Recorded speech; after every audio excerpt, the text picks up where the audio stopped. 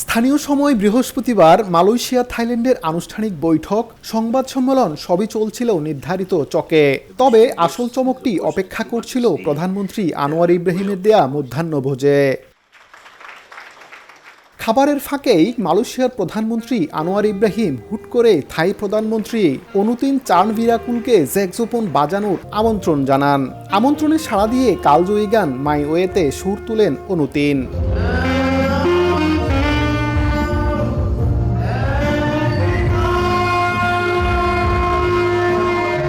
Anwar ইব্রাহিমও microphone হাতে গানে সুর মেলানোর পর মুহূর্তটি আরও দারুণ হয়ে ওঠে।